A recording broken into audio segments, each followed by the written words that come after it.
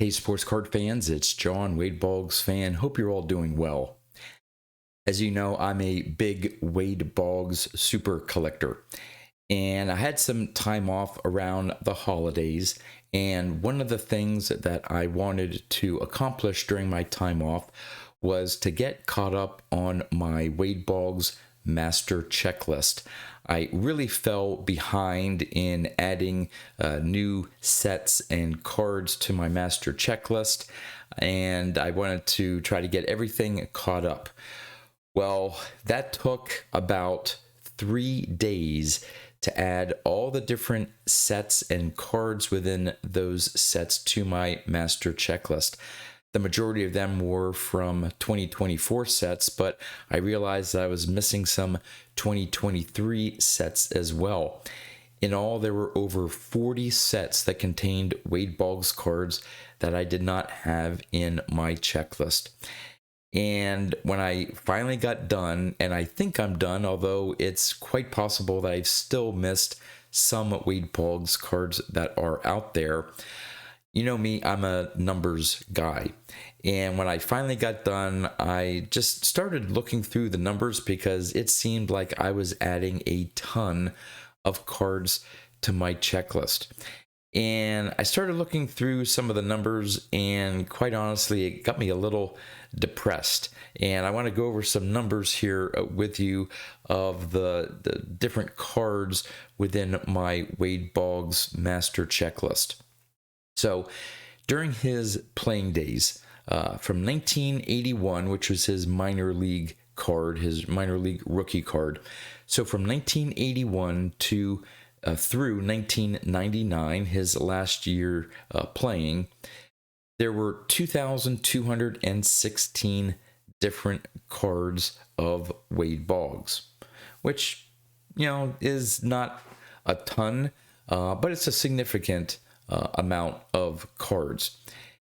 Then from 2000 to 2021, so a 21-year span after he retired, on average, there were 344 cards per year made up for of Wade Boggs. Now, there were some years that had a lot more. There were some years that had less, but rather than go year by year, on average, there were 344 different cards made of Wade Boggs from 2000 to 2021. And of those 344 on average, I had added about 153 cards per year. So about 44% of all the Wade Boggs cards that were produced from 2000 to 2021, I was able to add to my collection, which I thought was a good total, a good progress to make, because my original goal when I started my Wade Boggs collection was to try as best as I could to get as many different cards that were produced of Wade Boggs. And obviously, as the years went on, started getting into serial number cards, one of ones, and all that stuff. Started to make things more difficult. So I realized fairly early on that I was not going to be able to get every single one. So I never really had that as my ultimate goal, but I wanted to see how many I could get. So again, from 2000 to 2021, about 344 cards on average were made of Wade Boggs. Then you get to 2022. In 2022, there was 1,089 different Wade Boggs cards made. In 2023, 916, a little bit less, but 916 different Wade Boggs cards. Then you get to 2024, 1,112 different cards. So obviously the trend is not going down in terms of the number of Wade Boggs cards that were produced every year.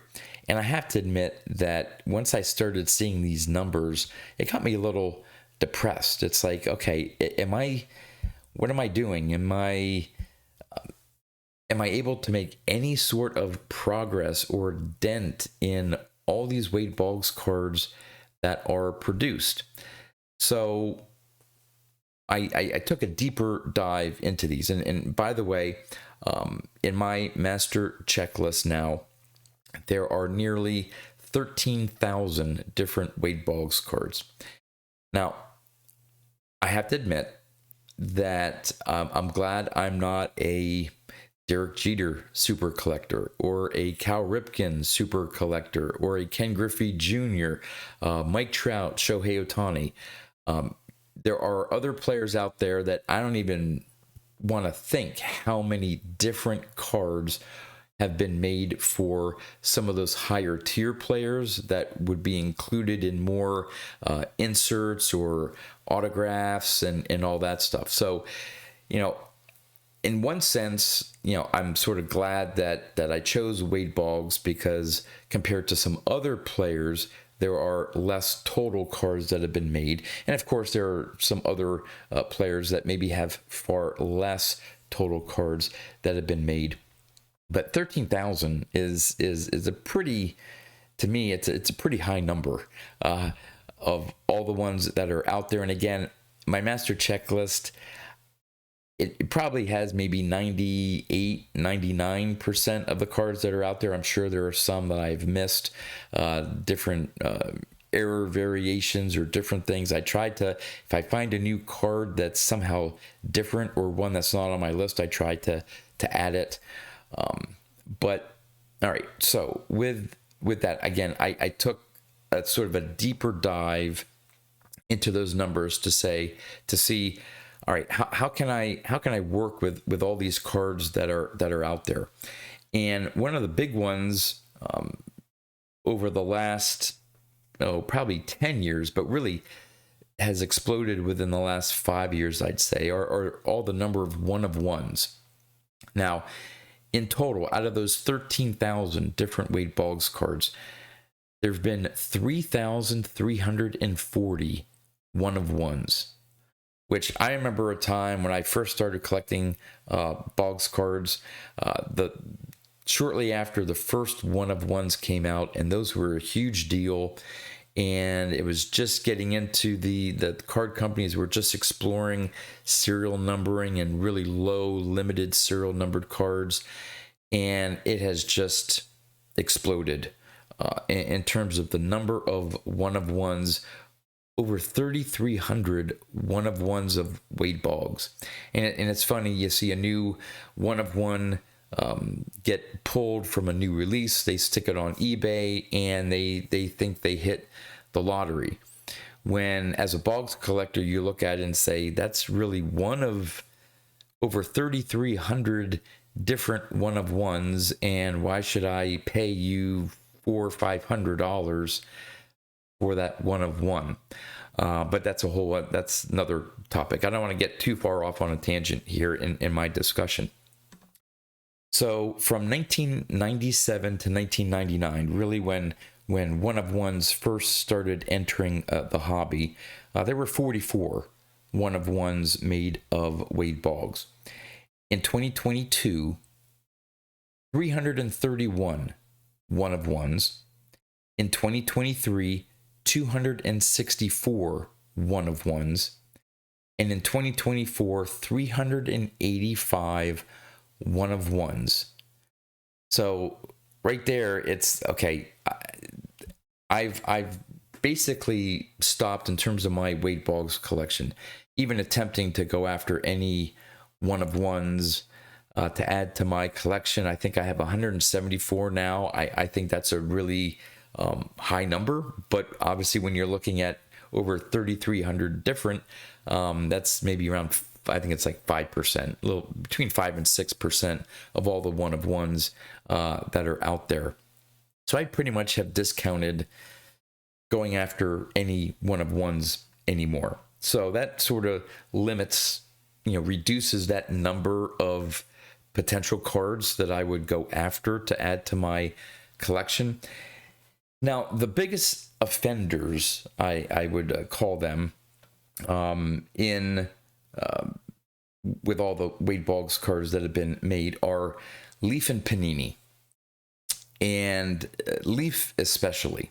It seems Leaf produces so many different cards throughout the year, and it seems Wade Boggs is part of every single set that they come out with, and they have so many different parallel versions within each set and so many different one-of-ones.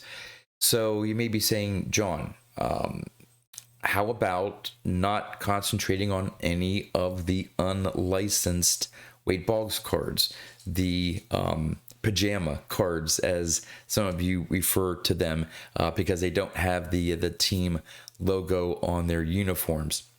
And that's certainly a way that I can look to narrowly focus my Wade Boggs collecting moving forward.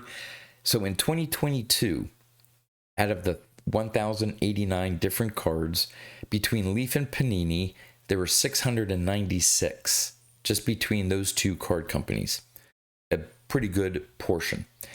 In 2023, out of the 916 different, 531 were produced by Leaf or Panini. And then in 2024, out of the 1,112 cards produced, 665 were either Leaf or Panini products. So for the licensed cards, pretty much the tops cards, in 2022, there were 393 different. In 2023, 385 different. And in 2024, 447 different. So you may say, John, those are nice smaller numbers, sort of getting to the average that were produced from 2000 to 2021 with the 344 cards on average. That's closer to that historical average. So maybe that's something you can narrowly focus on. And yes, that is an area where I can look to.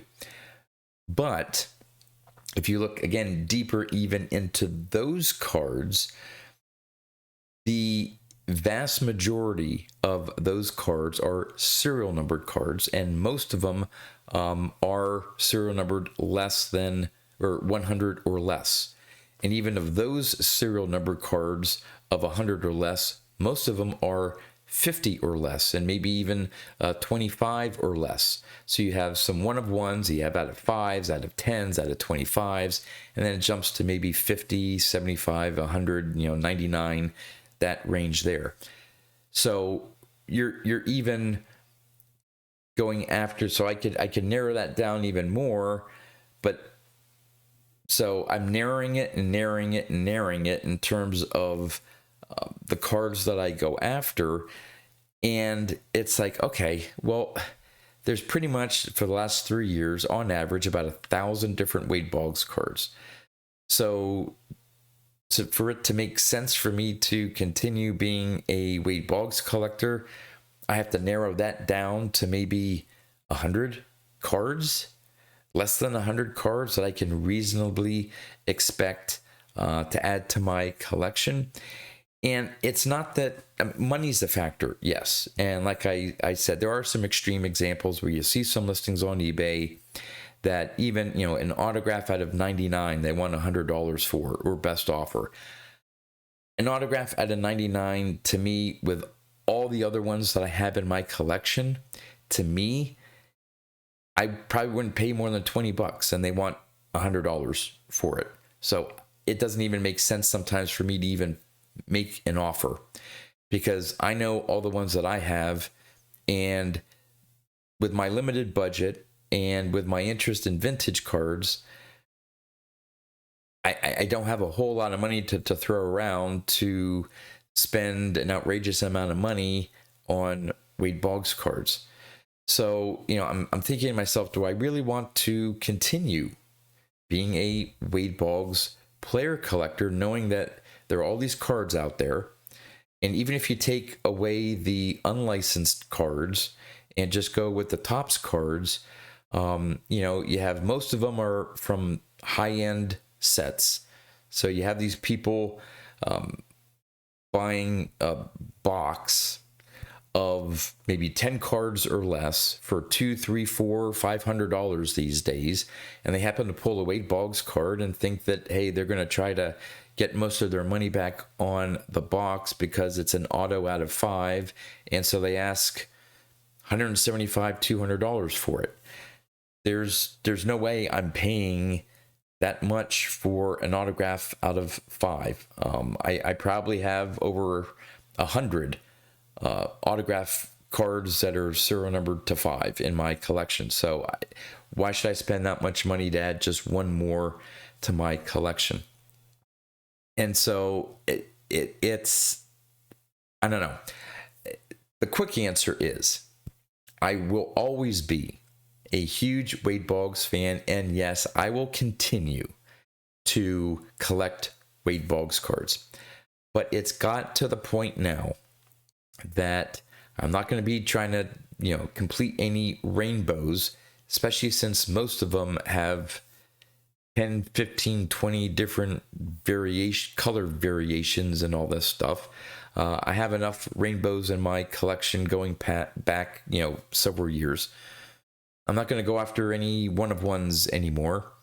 I'm probably going to have a mixture of licensed and unlicensed, but pretty much it's going to be the base cards, the non-serial numbered cards, or if they are some serial numbered cards, the ones that are serial numbered out of 199 or 250, and maybe get a few of the color variations and stuff that I can find fairly inexpensively. Because there's the law of diminishing returns, that with the collection I have, which now stands at 5,528, I think is my latest total, different Wade Boggs cards in my collection, to spend the money to add one more card, especially if it's like a game used card or an autograph card or a game used patch auto card that has a low serial number, with all the ones I already have in my collection, there's less incentive for me to spend a lot of money to add another one to my collection. So again, I was way behind on my master checklist. I think I have it pretty much up to date now. As I said, nearly 13,000 different cards of Wade Boggs that I have in my checklist. And I am going to continue collecting Wade Boggs cards, but nothing like I used to in the past. Even when I started my vintage baseball card collection, I was still trying to acquire a good number of Wade Boggs cards. And in some of those years in 2020, 2021, I was still picking up maybe around 100 different Wade Boggs cards a year. And now, I don't know. It's definitely probably going to be 50 or less. Now, going through this checklist here, I have identified several, base and non-numbered parallels and things like that. Cards that I can pick up for maybe, $5 to $10 and definitely less. That I can maybe make some bulk purchases and add maybe 10, 20, 30 cards here at a time and go on a little buying binge. But they're all like the low end stuff. I may occasionally buy a relic card if I like the look of it, or if it makes sense, or if I can get it fairly inexpensively. As for autograph cards, unless it's an auction and one that I really, really like and hope to maybe pay $30 or less, maybe 40, but again, it'd have to be a special card, not just because, oh, it's on my checklist, I can spend $40 and knock it off my checklist and I'm going to be happy. If I'm going to be spending more than probably $25, it's going to have to be a card that sort of speaks to me, I think really looks cool. Again, to fight that law of diminishing returns, it needs to be a special Boggs card for me to spend a decent amount of money on, for me to get any type of added enjoyment to adding it to my collection. So I know this is a lot of rambling, but it was just something that struck me once I added all these cards to my master checklist and saw just the total number of cards every year. Like for the last 3 years, on average, about 1,000 new Wade Boggs cards every year, and I don't see it going down at all. Maybe if Leaf and Panini are somehow forced out of the market and not allowed to produce any baseball cards and it's only Topps. But then again, I'm faced with probably 3/4 of the cards that Topps would produce are from some of these higher end sets. So the amount of cheap base cards every year is going to be small and small and small. And maybe I'll just, again, concentrate on trying to get as many of those as I can. So would love to know in the comments if you're a player collector, especially for a player that may be currently playing or retired, but if they're a retired player, that cards are still being made of that player. I would love to know in the comments, what are you experiencing as a player collector? Are you finding it harder to keep up with your player collection? Are you running into that law of diminishing returns where it just becomes sort of a struggle to really add more cards to your collection, and the cost of some of those cards, especially the higher end products that are out there? And if your player is in that set, what you would have to pay to add one of those cards to your collection. Would love to know in the comments what you are experiencing as a player collector, and maybe some of you have some positive stories to share. But like I said, I got a little depressed when I looked at all these numbers, but I am going to continue, even if it's on a small level, to be a Wade Boggs collector into the future. And with that, that's all I have for you.